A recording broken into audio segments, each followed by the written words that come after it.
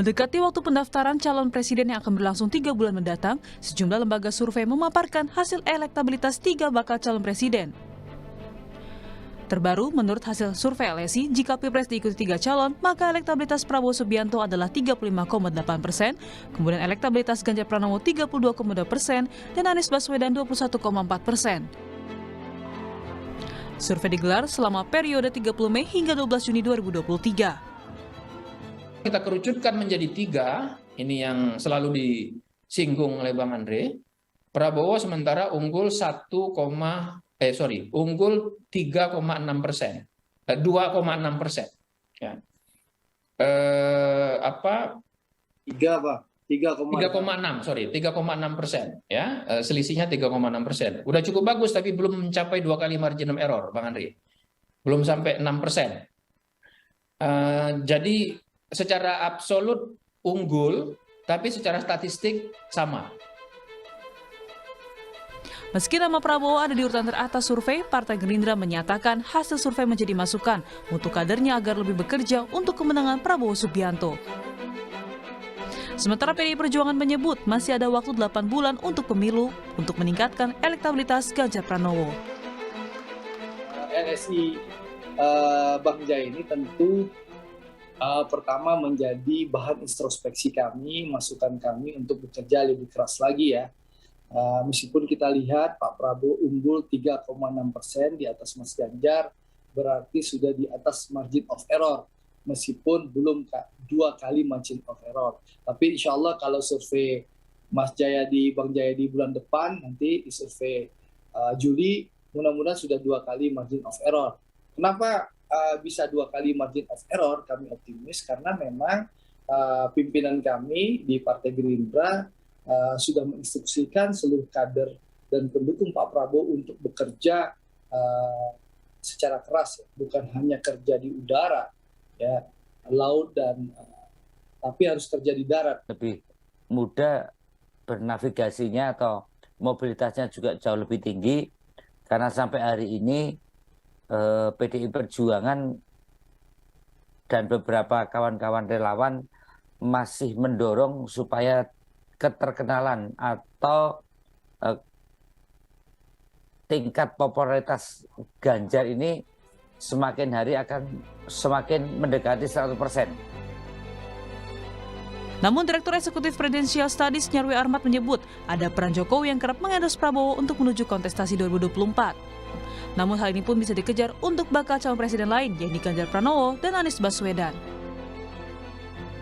Ya, saya setuju ya dengan argumen Bung Yus Konawas tadi ya. Walaupun kalau kita lihat ya trennya ya dari data tren, saya baca data reportnya LSI itu kan mengalami peningkatan yang kompetitif ya, artinya meningkatnya lumayan bagus lah. Tingkat kepuasan Pak Jokowi yang meningkat itu juga ternyata diiringi dengan approval rating atau peningkatan elektabilitas Pak Prabowo juga. Tetapi harus diingat tidak hanya dari margin of error tadi, belum melampaui 2 kali margin of error, itu kan angkanya baru 35 ya, kalau plus minus itu kan bisa 37 atau 38. Yeah. Jadi masih belum aman juga, kecuali misalnya salah satu kandidat itu 40% ke atas. Itu boleh dibilang katakanlah itu sudah leading gitu ya. Nah, jadi walaupun data survei ini menunjukkan tren Pak Prabowo meningkat cukup tajam, tapi menurut saya belum nyaman. Artinya peluang itu masih terbuka bagi yang lain, khususnya Pak Ganjar.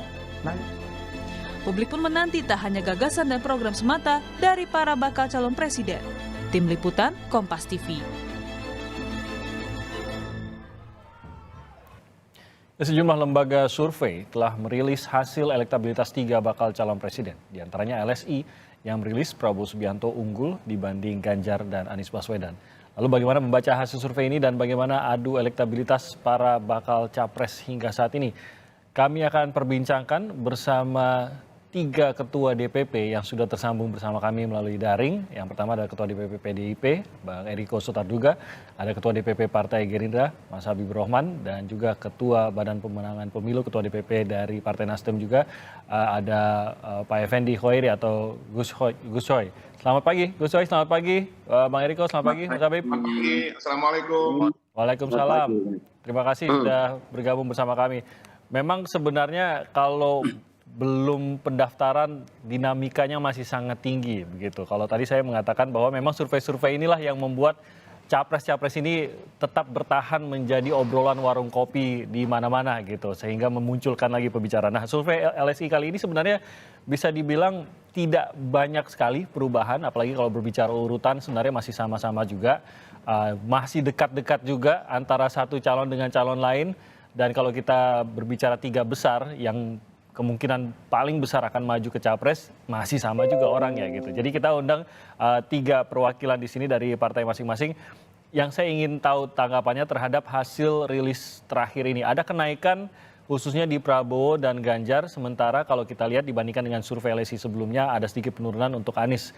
Silahkan untuk mengomentari calonnya dulu sebelum mengomentari calon lain. Mungkin dari Bang Eriko terlebih dahulu, melihat bahwa masih berada di bawah di bawah Prabowo Subianto. PDIP melihat apakah ini sebenarnya ya lazim cukup untuk kondisi saat ini, ataukah sebenarnya melihat seharusnya lebih dekat atau bahkan sudah melewati Prabowo, Bang Eriko? Ya, selamat pagi bagi kita semua dimanapun Anda berada.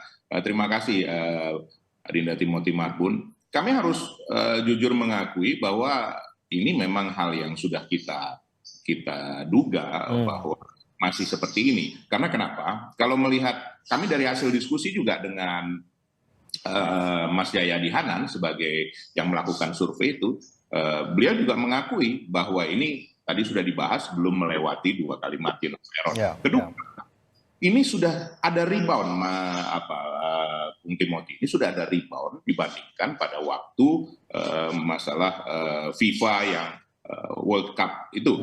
Nah, ini sudah ada reboundnya dari Mas Ganjar. Tetapi sekali lagi kami tentu sangat mengapresiasi dari hasil survei ini, dan ini memberikan kami juga gambaran untuk melakukan konsolidasi lebih jauh lagi. Nah, saya harus sampaikan secara jujur, memang di sini kalau dari 3 yang diminta oleh Pak Presiden Joko Widodo pada waktu Rakernas PDI Perjuangan agar mengajak sebanyak mungkin partai untuk bekerja sama. Kedua adalah relawan yang ini harus lebih diefektifkan, diaktifkan, dan ini sudah dilakukan konsolidasinya, pendaftaran dan lain-lain. Nah, yang ketiga ada juga unsur-unsur masyarakat yang tidak menginginkan bersama dengan partai dan juga tidak menginginkan bersama dengan relawan. Mereka bekerja dengan sendiri. Nah, memang konsolidasi ketiga ini yang sedang kami matangkan saat ini. Dan kalau kita mau bicara secara jujur juga, Bung Timothy, lihatlah, memang Mas Ganjar kan masih menjalankan sebagai Gubernur Jawa Tengah, baru berakhir nanti September, sehingga beliau tentu tidak bisa, Mas Ganjar tidak bisa misalnya melakukan hal yang sebebas yang lain, artinya berkunjung kemana atau kemana, karena masih terikat menjalankan tugas sebagai gubernur. Ini juga harus jujur kita akui. Nah, hal lain juga kalau kita melihat hasil survei ini kan kurang lebih beberapa waktu yang lalu, Bung Timothy. Nah, ini menarik ini. Ini tadi sudah disampaikan Bung Nyarwi, yang saya sudah sampaikan berulang kali di media-media lain. Ini kan ada hasil survei yang menyampaikan bahwa Pak Jokowi itu popularitasnya, akseptabilitasnya dan disenangi oleh masyarakat kurang lebih 82%. Nah, kalau kita lihat representasi dari ini kan ada di Mas Ganjar dan Pak Prabowo. Coba Bung Timothy dan kita semua melihat tadi hasil survei itu belum sampai 70%.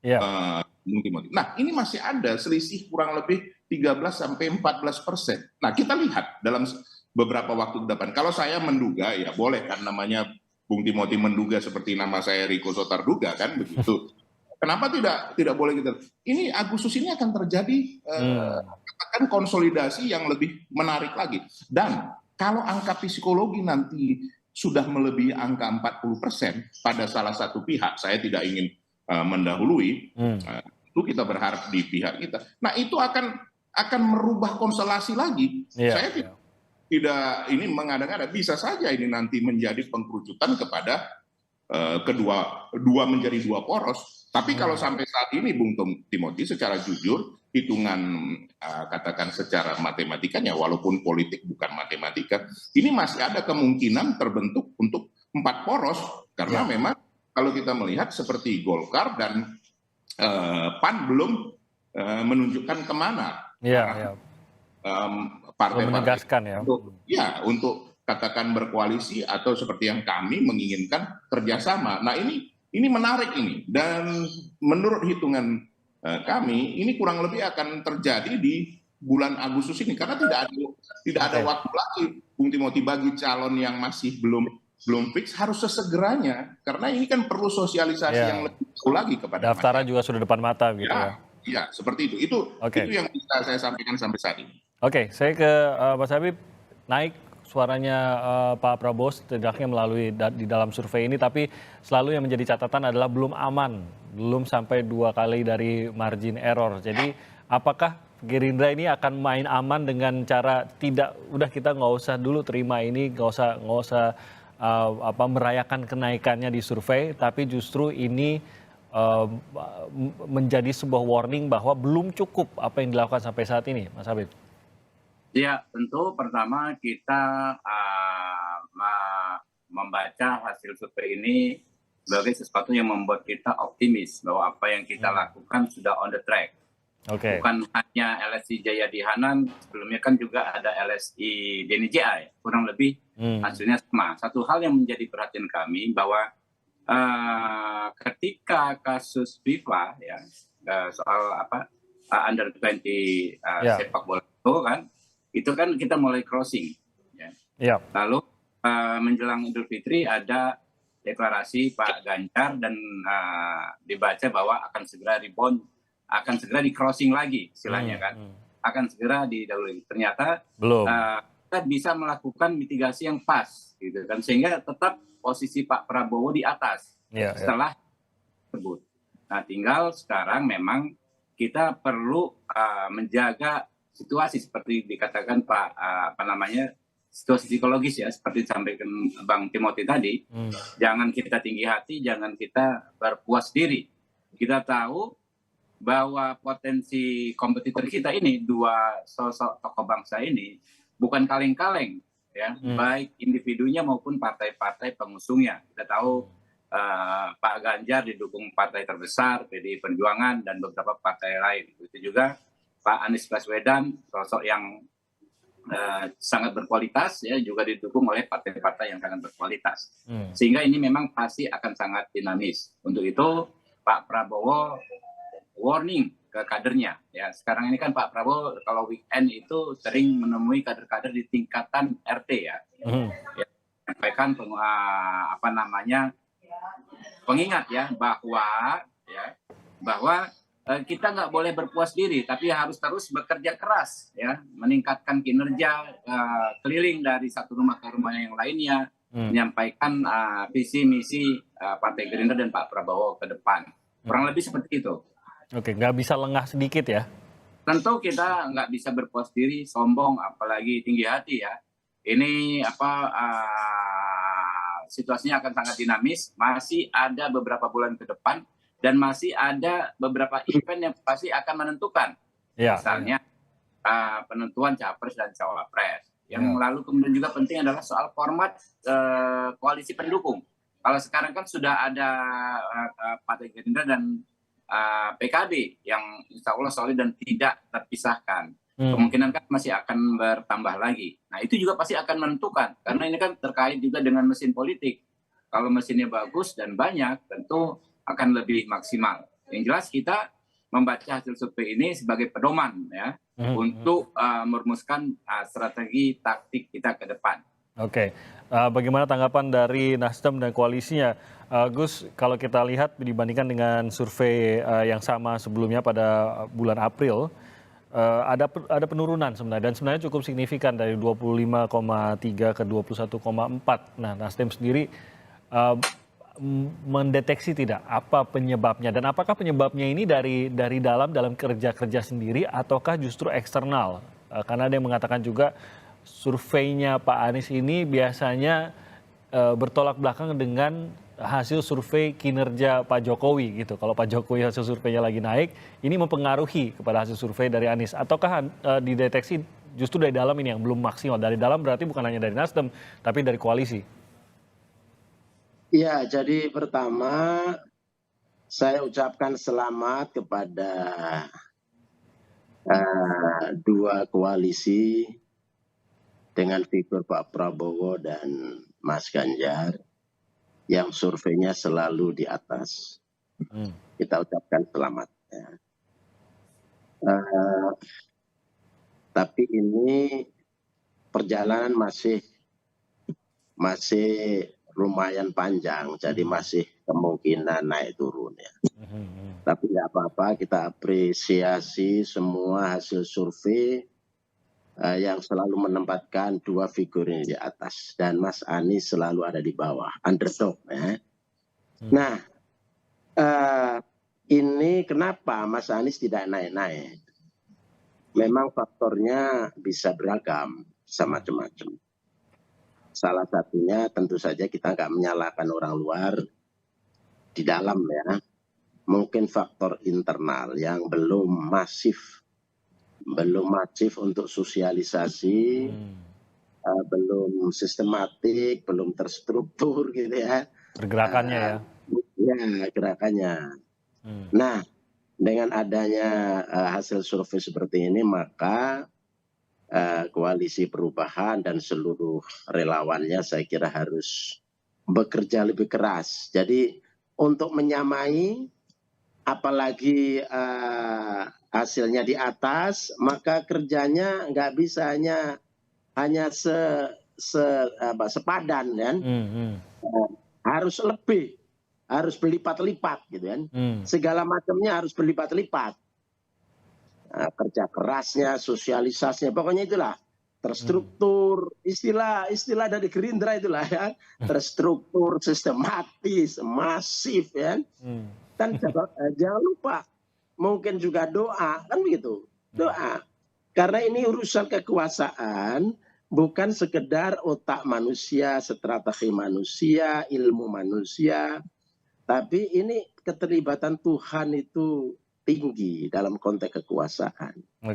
Karena ketika orang berkuasa itu kan dimuliakan Tuhan, ketika dia berbuat adil juga dimuliakan manusia, diagungkan, diberi protokol sedemikian rupa, ya kan, fasilitasi sedemikian rupa.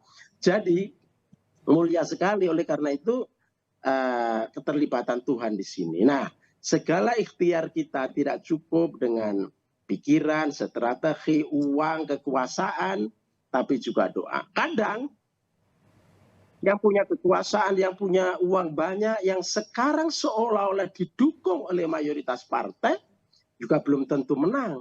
Karena dalam sejarah, banyak sekali kelompok kecil bisa mengalahkan yang besar. Kelompok yang seolah-olah terpinggirkan, pelan tapi pasti kemudian ternyata bisa mengalahkan yang besar, yang punya kekuasaan, yang punya uang. Ini sejarah. Biasanya, oleh karena itu, ketika kita melakukan proses kekuasaan seperti ini, kita melihat dari seluruh aspeknya, seluruh sudut, seluruh perspektif, ya kan, lahir batinnya. Nah, oleh karena itu, kita terus ikhtiar, terus optimis, sekaligus memohon yang terbaik untuk Indonesia ini. Apakah terbaiknya memang dipimpin oleh Pak Ganjar, oleh Pak Prabowo, atau oleh Anies? Hati kita harus kita persiapkan seperti itu, sehingga kita tidak begegek, tidak merasa benar, tidak merasa paling superior, tidak merasa paling hak untuk memimpin Republik ini. Itu saya kira kejembaran pikiran kita dan hati kita. Gus, kalau memang ada, ya tadi ya dicontohkan benar bahwa bisa saja kita bisa mengenalnya sebagai mungkin kalau dalam pertandingan olahraga tuh underdog gitu, tiba-tiba mencuat. Tapi khususnya dalam politik, lagi-lagi seperti kata Bang Eriko tadi, nggak bisa matematika juga nih politik. Selalu ada sesuatu yang nanti bisa saja terjadi yang mungkin mengubah konstelasi begitu politikan. Ada momentum mungkin yang bisa dipergunakan. Kita nggak pernah tahu nih dalam beberapa bulan ke depan ada momentum apa, ada peristiwa apa yang mungkin bisa mengubah. Bahkan kalau tadi dicontohkan untuk calon Anies Baswedan yang sampai saat ini masih berada di bawah Prabowo Subianto dan juga Ganjar Pranowo, elektabilitasnya bisa saja, dan memang kita harus akui bisa saja, bahkan di luar 3 nama ini pun bisa saja mencuat gitu. Tapi ada momentumnya gitu. Nah, Mas Timothy, kasus terdekat kan pemilihan gubernur DKI dulu, ya kan? Itu Anies kan dibawa terus ya, tapi akhirnya bisa. Nah, itu kan ada momentum, ada peristiwa juga tuh, Gus Coy, yang membuat itu bisa terjadi. Nah, apakah sampai saat ini dibandingkan dengan dua calon lainnya yang tadi kita bahas menjabat, kita tahu sebagai menteri dan juga sebagai kepala daerah, memang ada sesuatu momentum yang belum bisa didapatkan oleh Anies dalam posisi sampai saat ini, sehingga memang sangat bergantung pada kerja-kerja partai untuk melakukan tadi memperkenalkan, menyampaikan mungkin visi misi maupun target ke depannya. Apakah ini menjadi satu hal yang menjadi perbedaan dibandingkan dengan dua calon lainnya kepada Anies Baswedan ini, sehingga sulit mendapatkan momentum, Gus Coy? Iya, bukan sulit mendapatkan momentum, memang belum. Ini semuanya masih linear aja, ya kan? Linear aja. Cukup masuk akal misalnya Mas Ganjar dapat nilai segitu karena partainya kan memang partai besar, ya kan? Bahkan pemenang. Pak Prabowo juga dapat segitu, itu juga masuk akal, partainya besar terus didukung oleh koalisi yang bisa menunjang, itu cukup masuk akal, ya, cukup masuk akal semua. Nah, dalam konteks kita bicara ini kan rasionalitasnya itu tidak ada yang salah, tidak ada yang salah. Tetapi sekali lagi dalam kekuasaan bukan hanya rasionalitas, bukan hanya strategi manusia, tapi ada faktor. Apalagi kita ini Indonesia punya Pancasila yang pertama ketuhanan yang Maha Kuasa, yang Maha Esa, maka itu ada faktor Tuhan. Nah, 6 bulan atau 7 bulan ke depan itu siapa yang akan digandaki begitu? Semua harus ikhlas, legowo, dan kita harus berhati lapang, jembar. Nah, tapi kita karena sebagai manusia disuruh ikhtiar, maka ikhtiar kita tetap secara maksimal. Nah, di dalam ikhtiar itu memang ada momen-momen kita bisa memanfaatkan atau kadang tidak bisa memanfaatkan. Momen itu kadang menguntungkan kita, kadang merugikan kita, gitu ya. Jadi ini semua kita jalani, kita lakukan, dan sekali lagi niat kita untuk ikut berkompetisi, kita ingin memberi yang terbaik dalam konteks demokrasi ini, dan kita mengajukan Mas Anies sebagai calon presiden dari Nasdem Koalisi Perubahan ini juga memberikan alternatif.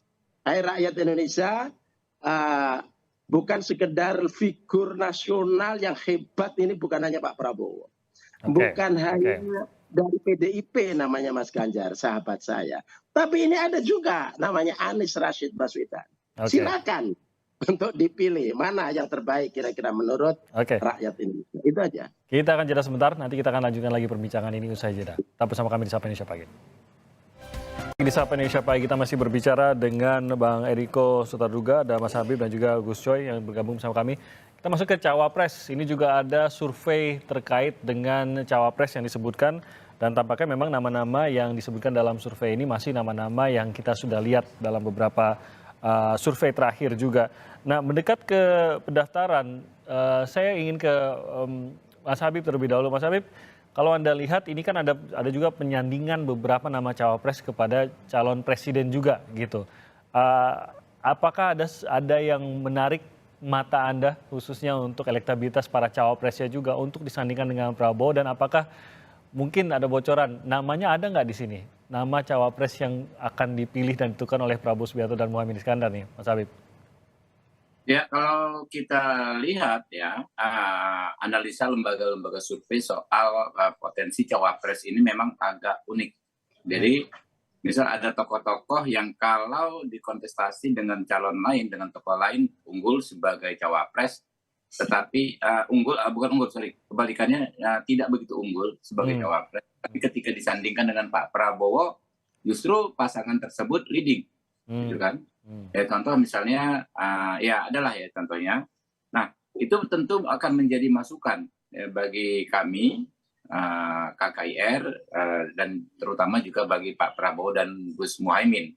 Jadi dari nama-nama yang beredar tersebut, ya, setiap hari kita juga menganalisa, setiap kali ada hasil temuan lembaga survei juga kita diskusikan, ya, lalu kami sampaikan hal tersebut kepada kedua tokoh penentu pasangan capres dan cawapres KKIR, ya ini Pak Prabowo dan Gus Muhaimin Iskandar. Bagi kami tidak akan terjebak hanya pada isu ini saja, ya. Jadi kerja politik kami terus paralel kami lakukan, baik Gerindra sendiri, PKB sendiri maupun bersama-sama, ya, untuk mengusung kemenangan pasangan capres dan cawapres yang kami ajukan ini. Jadi pemanasan mesin-mesin politik, ya, pertemuan-pertemuan, konsolidasi di tingkatan yang paling bawah, yang paling grassroots itu terus kami lakukan.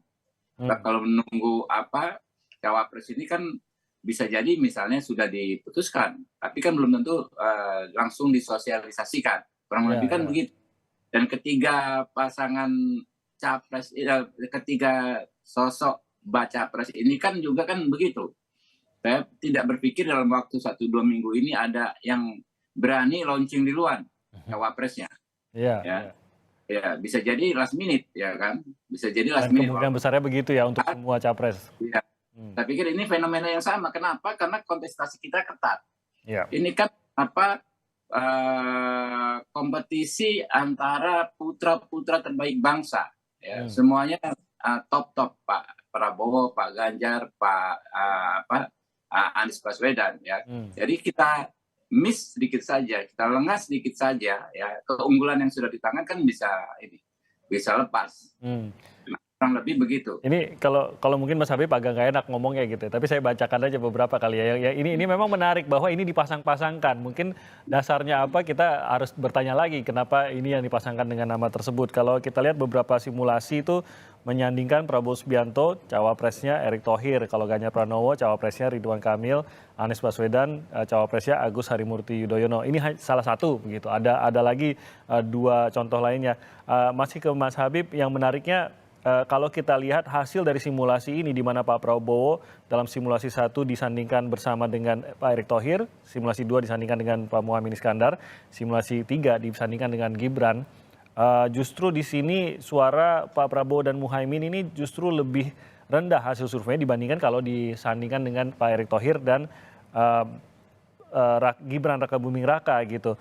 Apakah ini juga dilihat sebagai, ya maksudnya apakah realistis saja koalisi antara Pak Prabowo dengan Pak Muhaimin ini? Kalau memang hasil survei menunjukkan demikian, maka Muhaimin Iskandar pun sudah menyatakan, apakah menyatakan juga terbuka bahwa calonnya bukan Caimin gitu, Mas Habib?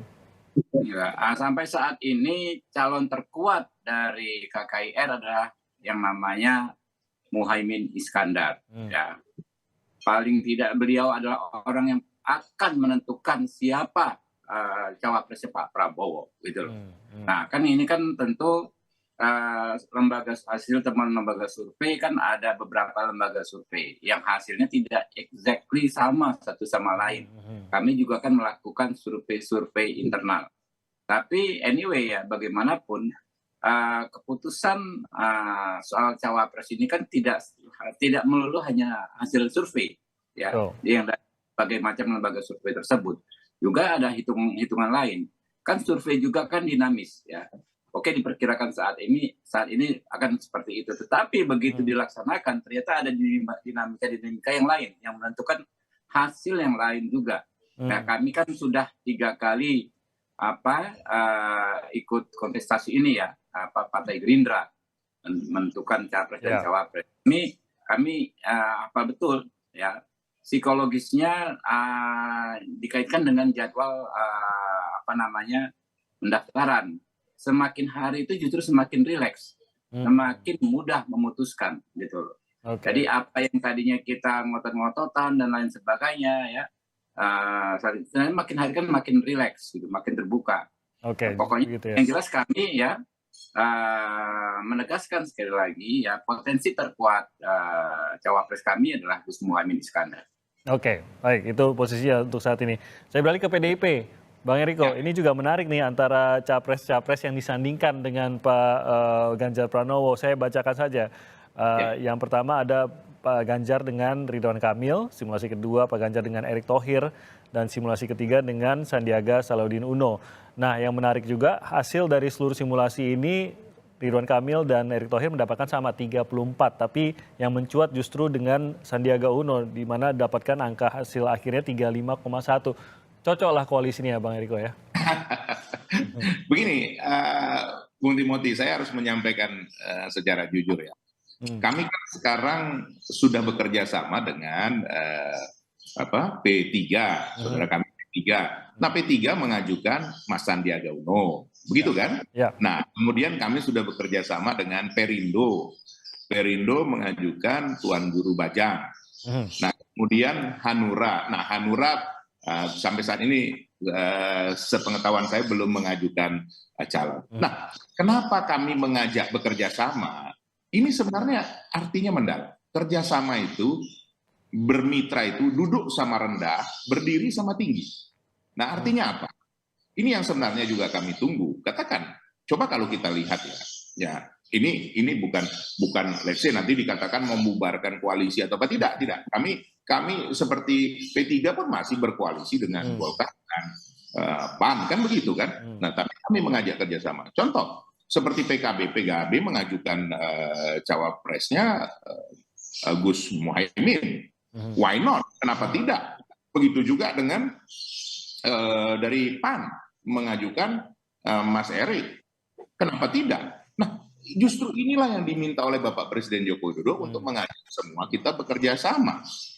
Yang sekarang kan kemungkinannya mungkin tidak besar lagi kan mengajak Bung Habibur Rahman, Pak Prabowo untuk bersama-sama. Nah ini kan namanya itu kan soal pilihan, tidak bisa kita paksakan kan begitu. Tapi sebagai yang meneruskan dari program Bapak Presiden Joko Widodo, kenapa kita tidak ajak bersama-sama? Juga katakan siapa saja yang mau bekerja. Nah, Bung Timothy, dari pengalaman tahun 2019 itu bisa disaksikan semua, bisa ditanyakan kan semua masih ada Gus Muhaimin dan lain-lain.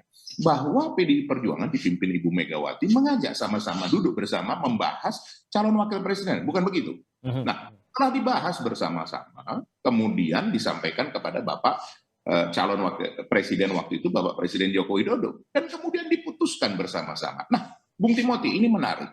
Apakah salah satu dari yang dicalonkan itu menjadi calon wakil presiden? Bisa saja. Tapi bisa saja juga tidak di 2019 seperti itu. Tapi 2024 kan tentu bukan sama dengan 2019. Nah ini yang sebenarnya kami mengajak, kenapa sampai saat ini belum ditentukan? Sebenarnya kan bisa saja langsung ditentukan kan, Bung Timothy. Artinya di sini kita sekali lagi dengan segala kerendahan hati kami tadi mendapat banyak ini dari hidayah lah dari Gus Coy, bahwa memang bukan berarti kita tidak bisa mengajukan saat ini, sangat bisa. Di mana? Kenapa kita belum mengajukan? Karena justru kita ingin mengajak sebanyak mungkin membangun bangsa ini, dalam simpelnya. Memenangkan ini kan tidak bisa dengan hanya sendiri. Motif. Nah, justru itulah kenapa kami sangat berkehendak, berkeinginan mengajak sebanyak mungkin seperti permintaan dari Bapak Presiden Joko Widodo. Nah, inilah proses ini yang sedang kita jalani. Kenapa kita tidak ada hal terburu-buru dan tidak ada juga yang harus diburu-buru dalam hal ini. Nah, kami juga melihat, monggo silakan. Kan ini kita berbicara juga kepada saudara-saudara kami, sahabat kami seperti koalisinya Bung Habibur Rahman, Adinda Habibur Rahman. Kenapa tidak memutuskan sekarang? Kan tentu ada hitungan-hitungannya kan begitu. Kenapa? Sudah pasti dengan PKB sudah pasti bisa maju. Kenapa tidak? Nah, tentu itu kan secara politik ada hitungannya, apakah ini memungkinkan untuk lebih baik dengan ini ataukah tidak dengan ini. Nah begitu juga dengan pihaknya Gus Coy, kan seperti itu sebenarnya yang sedang dihitung. Kalau ya Bang Eriko, maaf saya potong di situ. Saya ingin tahu kalau untuk pertimbangan gitu, apa yang lebih bisa membulatkan keputusan untuk dicalonkan bersama dengan calon presidennya itu, apakah lebih kepada koalisi partai kah? Karena dalam hal ini kan tadi seperti dikatakan tidak bisa mengajukan sendiri, tentu butuh sebuah kekuatan politik yang kolektif di sini untuk bisa bahkan bukan hanya untuk maju tapi untuk nanti bekerja dalam pemerintahan gitu. Apakah posisi partai khususnya dalam hal ini koalisi kah atau survei seperti ini? Apa yang bisa mengultimatum bahwa orang itu harus dipertimbangkan atau sama sekali tidak dipertimbangkan dalam hal ini antara dua faktor tersebut? Saya mau mengingatkan Bung Timothy kepada kita semua ini, kepada seluruh yang pemirsa yang menonton ini, seluruh rakyat Indonesia, bahwa kita mencari pasangan presiden wakil presiden itu adalah duit tunggal, betul tidak? Ini harus saling melengkapi dan harus diakui bahwa peran presiden adalah sentral dan tidak bisa ada dalam satu pemerintahan atau satu kapal itu ada dua penguasa, tidak bisa, hanya satu, hanya presiden. Nah, bagaimana calon wakil presiden ini melengkapi? Kita kan mau menuju Indonesia Emas, itu yang diinginkan oleh Bapak Presiden Joko Widodo. 13 tahun yang tidak panjang waktunya. Ini penting sekali untuk menuju Indonesia Emas. Berarti apa? Dicari calon wakil presiden yang memang bisa saling melengkapi, saling sinergi dengan calon presiden kita. Sekarang kita kan mesti melihat bagaimana kita membutuhkan sumber daya manusia yang unggul menuju Indonesia Emas. Bagaimana juga secara ekonomi kita harus bertumbuh dengan baik. Kemudian bagaimana memeratakan kesejahteraan. Coba kalau kita lihat, Bung Timothy, pilihan kepada Kiai Haji Ma'ruf Amin itu kan tidak diduga. Nanti bisa kaitkan lagi menduga-duga ini kan. Tidak diduga. Tapi coba pilihan itu begitu tepat, begitu pas. Diterima oleh semua partai dan diterima oleh rakyat Indonesia. Dan sekarang ekonomi syariah Indonesia luar biasa, Bung Timothy. Jadi ini perlu kita juga memberikan pelajaran kepada seluruh masyarakat untuk nanti mereka lah yang akan memilih pemimpin kita ini. Jadi memang harus yang bisa mendukung kinerja sang calon presiden itu juga dan apa ya, menjadi sebuah figur yang sejalan dengan presiden. Tidak mendominasi, artinya apa? Saling melengkapi. Tidak mendominasi, betul. Yes. Oke, saya ke Gus Coy. Ini juga menarik juga. Saya harus adil membacakan juga siapa-siapa saja yang disandingkan bersama dengan calonnya. Untuk Anies Baswedan di sini ada Agus Harimurti Yudhoyono di simulasi pertama. Yang kedua ada Khofifah Indar Parawansa. Dan yang ketiga ada Yeni Wahid. Ini juga menarik kalau kita lihat yang mana yang memperoleh angka tertinggi ini bersama dengan Khofifah Indar Parawansa. Sementara kemungkinan Gus Coy, kita sering melihat Agus Harimurti Yudhoyono ini tampaknya menjadi, apalagi ini koalisi, menjadi sebuah figur yang tampaknya secara natural bisa saja menjadi calon untuk Anies Baswedan. Tapi di sini tidak menjadi yang tertinggi. Saya tidak bilang rendah, tapi memang bukan yang tertinggi. Yang tertinggi tadi seperti saya katakan Khofifah Indar Parawansa gitu. Apakah pertimbangannya nanti pada saat penentuan, apalagi ini harus menentukan posisi politik juga, ini sendiri bagaimana untuk penentuannya di Partai Nasdem dan bersama dengan Anies Baswedan, Gus Coy? Ya, Mas Timothy, 3 figur yang disebut tadi menarik semua. Masing-masing punya kelebihan ya. Masing-masing punya keunggulan. Tapi secara kesepakatan memang semuanya diserahkan kepada calon presiden. Silakan untuk milih yang mana. Tapi kami berpikir, para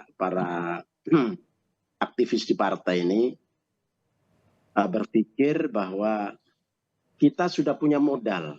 3 partai dengan presentasi suara sekarang sekitar 28%, kira-kira begitu ya. Nah, untuk menggait yang lain itu kan pasti sulit. Kita juga nggak perlu lagi menggoda yang lain untuk ikut ke sini, ya. Secara syarat juga nggak perlu gitu sebenarnya ya. Ya, nggak perlu lah, karena kita tidak perlu saling menggoda lah. Kita semuanya tujuannya sama untuk kepentingan nasional. Jadi tidak boleh mengganggu-ganggu, kan? Koalisi perubahan sudah ada 3 ini. Kami tidak mau mengganggu yang lain, kami juga nggak mau diganggu. Kira-kira begitu apa resiprokalnya ya. Nah, pikiran kami apa? Dari 3 ini modal. Lalu kita carikan kekuatan lain. Kekuatan, salah satu kekuatan kultural ya, sosiokultural di Indonesia ini kan NU itu kan, selain Muhammadiyah. Nah, mereka bukan partai, tapi mereka punya kekuatan sejarah, punya kekuatan kultur yang kuat, ya, basis-basis massa yang kuat, dan mereka ada di mana-mana.